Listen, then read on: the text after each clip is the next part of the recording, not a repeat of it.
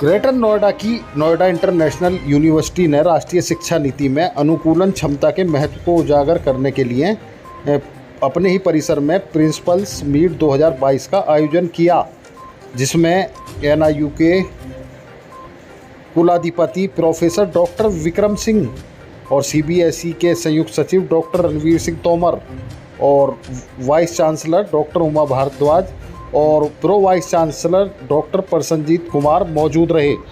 इस मौके पर शिक्षकों को सम्मानित भी किया गया। देखें क्या बोले प्रसन्नजीत कुमार। आज के इस कार्यक्रम का मुख्य उद्देश्य शिक्षा जगत के अंतर्गत उन विभिन्न आयामों की चर्चा करना है जिसके अंतर्गत हम अपने भविष्यात्मक शिक्षा के आयाम निर्धारित कर सकते हैं, उनको अपने उद्देश्य तक पहुंचा सकते हैं। कार्यक्रम के पदों के अंतर्गत चलते हुए मैं अपने विचारों के अंतर्गत यदि फ्यूचरिस्टिक एजुकेशन या भविष्यात्मक शिक्षा को संवारने, सजाने और अग्रसर करने की अगर मैं कोशिश करता हूं, मैं समझ पाता हूं कि हमारा फ्यूचर, हमारा पास्ट और हमारा वर्तमान निर्धारित करता है। शिक्षा के क्षेत्र में बेसिक, माध्यमिक, सीनियर सेकेंडरी एंड विश्वविद्यालय हायर एजुकेशन जिसको हम कहते हैं, ये सभी अपना अपना योगदान देते हुए फ्यूचर एजुकेशन की तरफ अपना विभिन्न स्तर पर योगदान देते हुए एक रचनात्मक तरीके से किसी व्यक्तित्व का निर्माण करते हैं, व्यावसायिक और व्यक्तिगत। यदि हम फ्यूचर एजुकेशन की तरफ बात करते हैं, जिसके लिए आज हम यहाँ संगठित हैं, एकत्रित हैं, अपने विचारों का आदान प्रदान एक दूसरे के माध्यम से कर रहे हैं, मैं समझता हूं कि जिस प्रकार से अपने विभिन्न अनुभव डॉक्टर रणवीर सिंह जी के द्वारा प्रस्तुत किए गए, जो कि हमारे माध्यमिक शिक्षा के अग्रणी विचारक के रूप में हमारे साथ प्रस्तुत हुए। मूल्यपरक शिक्षा एक मुख्य आयाम है।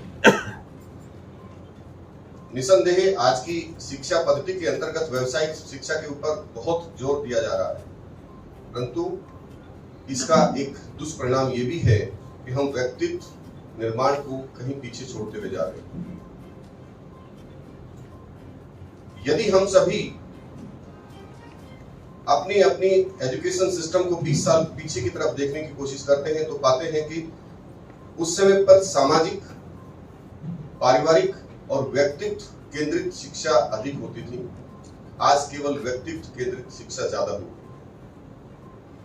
स्कूल्स अपना रोल प्ले कर रहे हैं, परंतु व्यावसायिक रूप के अंतर्गत। मैं भी कहीं किसी प्रकार से किन्हीं स्कूलों से जुड़ा हुआ हूं। आज की अगर स्कूल के अंतर्गत हिंदी की हम बात करते हैं, तो हिंदी के व्याकरण और मात्राओं का ज्ञान बच्चों को किस प्रकार से दिया जा रहा है, ये बहुत ही दुष्परिणाम है। बच्चों को छोटी ई की मात्रा, बड़ी की मात्रा का शब्द ज्ञान नहीं। पीटपटा से और बड़े से के अंतर्गत किसी प्रकार का भी कोई अंतर नजर नहीं आता है, क्योंकि वो सब चीजें कंप्यूटराइज कर दी गई। ये सब हमारी फ्यूचर एजुकेशन की तरफ संकेत कर रही हैं कि हमारी फ्यूचर एजुकेशन जा कहां रही, किस प्रकार से जा रही है। इन सबको अगर हमें वास्तव में सोच विचार के अंतर्गत लाना है, तो हमें अपने बेसिक शिक्षा से लेकर माध्यमिक और उच्च शिक्षा के अंतर्गत सभी उन आयामों को अच्छे प्रकार से सुनियोजित, संगठित तरीके से देखना होगा, जो कि अपना महत्वपूर्ण योगदान देते हैं।